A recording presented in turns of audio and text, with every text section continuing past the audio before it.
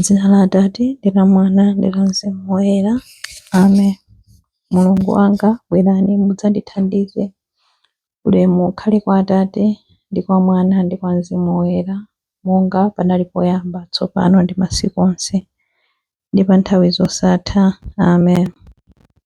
Khristu ndinu kuwala ndiponso usana, zimene zimathamangitsa usiku. Dzuwa la Mulungu lowala mosalekeza, ndiponso lonjezo la kuwala kwa mtsogolo.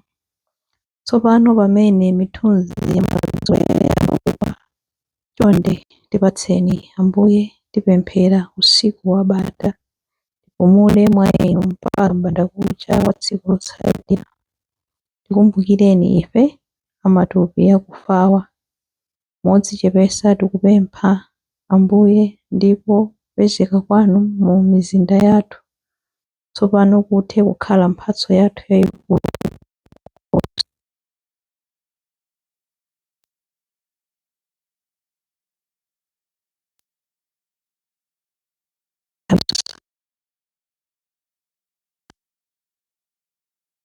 Ambuye kwa mbuye wanga, khala kudzanja langa lamanja. Haleluya. Chauta adauza mbuye wanga kuti, khala kudzanja langa lamanja mpaka nditasandutsa adani ako kukhala ngati chopondapo mapazi ako. Chauta adzakuza ufumu wako wamphamvu kuchokera ku Ziyoni. Khala mfumu yolamula adani ako. Anthu ako adzadzipereka mwaufulu pa tsiku limene udzaonetse mphamvu zako pa phiri loyera. Anyamata ako adzabwera kwa iwe mu unyinji wawo, monga mmene mame amabwerera mmawa. Chauta walumbira ndipo sadzasintha maganizo ake akuti, ndiwe wansembe mpaka muyaya, unsembe wake wonga uja wa Melikizedeki. Ambuye ali pambali pako, adzaphwanya mafumu pa tsiku la mkwiyo wawo. Adzamwa mu mtsinje wa mchira, ndipo adzaweramusa mutu monyadira. Ulemu ukhale kwa Atate ndi kwa Mwana ndi kwa Mzimu Woyera, monga panali poyamba, tsopano ndi masiku onse ndi pa nthawi zosatha. Amen. Chivumbulutso cha Ambuye kwa mbuye wanga, khala kudzanja langa lamanja. Haleluya. Chilimbi 2. Ambuye athu achifundo chopambana adatisiyira chikumbutso cha ntchito zawo zodabwitsa. Ndidzathokoza chauta ndi mtima wanga wonse pa msonkhano wa anthu olungama mtima. Ntchito za chauta nzazikulu, onse okondwera nazo amazilingalira. Ntchito zake ndi zaulemu ndi zaufumu, ndipo kulungama kwake nkwamuyaya. Amatikumbutsa ntchito zake zodabwitsa. Chauta ndi wokoma ndi wachifundo, amapatsa chakudya anthu omuopa. Amakumbukira chipangano chake nthawi zonse, amaonetsa anthu ake mphamvu za ntchito zake, powapatsa cholowa cha anthu a mitundu ina. Ntchito za manja ake zokhulupirika ndi zolungama. Malamulo ake onse ndi okhulupirika ndi okhazikika mpaka muyaya. Paja adawapereka ndi mtima wokhulupirika ndi wolungama. Adapulumutsa anthu ake, adakhazikitsa chipangano chake kuti chikhale chamuyaya. Dzina lake loyera ndi loopsa. Kuopa chauta ndiye chiyambi cha nzeru, wotsata malamulo ake amakhala ndi nzeru zenizeni. Chauta ndi wotamandika mpaka muyaya. Ulemu ukhale kwa Atate ndi kwa Mwana ndi kwa Mzimu Woyera, monga panali poyamba, tsopano ndi masiku onse ndi pa nthawi zosatha. Amen. Ambuye athu achifundo chopambana adatisiyira chikumbutso cha ntchito zawo zodabwitsa. Chilimbi 3. Mphamvu zonse ndi zanu Ambuye Mulungu, mfumu yathu ya mphamvu zonse. Haleluya.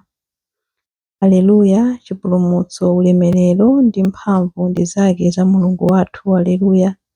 Popeza chiweruzo chake chilichonse ncholungama. Nonse atumiki ake. Haleluya.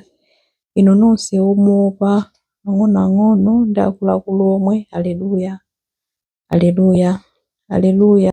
Ambuye Mulungu wathu mphambe akulamulira. Aleluya, tikondwere ndi kusangalala ndi kumtamanda. Aleluya, aleluya, aleluya, popeza nthawi ya ukwati wa mwana wankhosa uja yafika. Aleluya, ukwati wake wamkazi waukonzekera ukwatiwo. Aleluya, aleluya. Mphamvu zonse ndi zanu Ambuye Mulungu, mfumu yathu ya mphamvu zonse. Aleluya.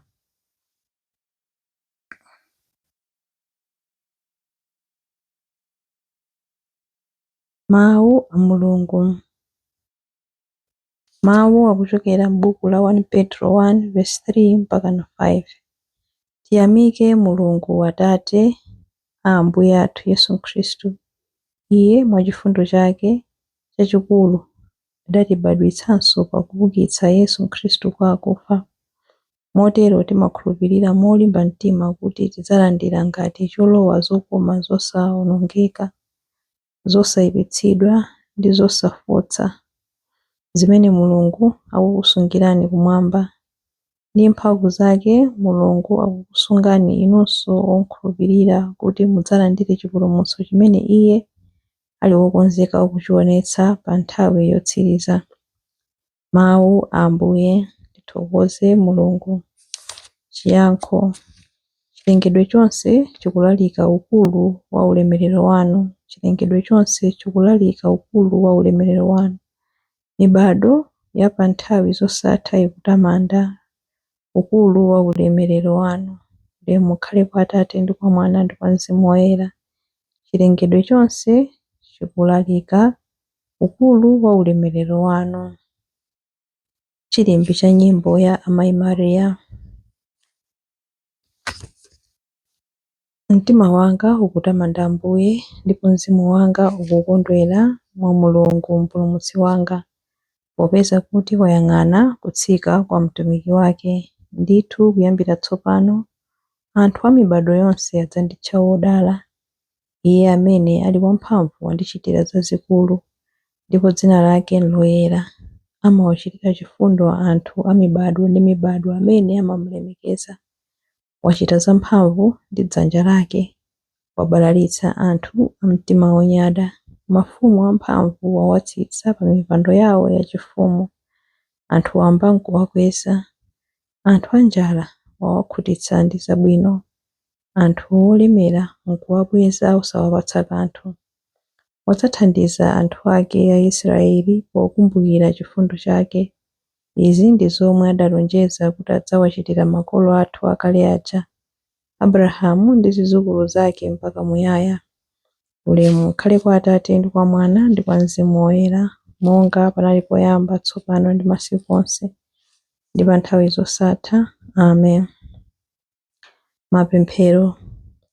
Dziko lidalengedwa ndi liwu la Mulungu, nkulengedwanso kachiwiri ndi chipulumutso chake. Ndipo mosalekeza tikupitirira kulengedwa mwatsopano ndi chikondi chake. Mokondwera mwa Iye tikufuwula kuti, Ambuye konzaninso zodabwitsa za chikondi chanu. Tikuthokoza Mulungu amene mphamvu zake zikuonekera mu chilengedwe chake, ndiponso amene kukoma mtima kwake kudaonekera mu mbiri. Ambuye konzaninso zodabwitsa za chikondi chanu.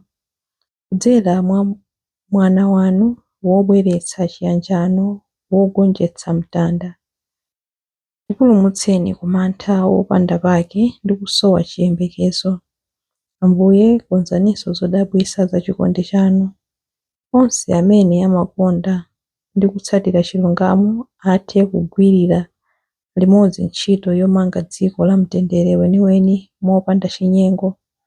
Ambuye konzaninso zodabwitsa za chikondi chanu.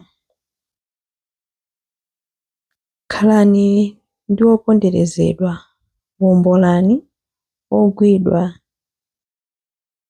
pa zifukwa zosiyanasiyana, atonthozeni amene ali muchisoni, apatseni chakudya anthu anjala, limbitsani anthu ofowoka. Mwa anthu onse onetsani chipambano cha mtanda wanu. Ambuye konzaninso zodabwitsa za chikondi chanu.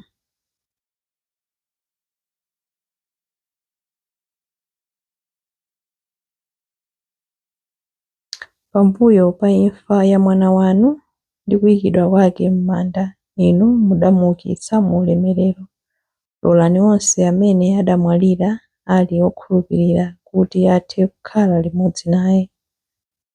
Ambuye, konzaninso zodabwitsa za chikondi chanu.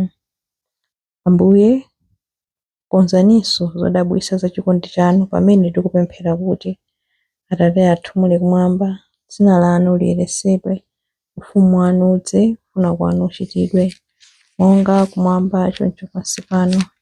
Mutipatse ife lero chakudya chathu cha lero. Mutikhululukire ife zochimwa zathu, monga ifenso takhululukira adani athu. Musatisiye ife m'chinyengo, koma mutipulumutse ife kwa zoyipa. Amen. Pemphero.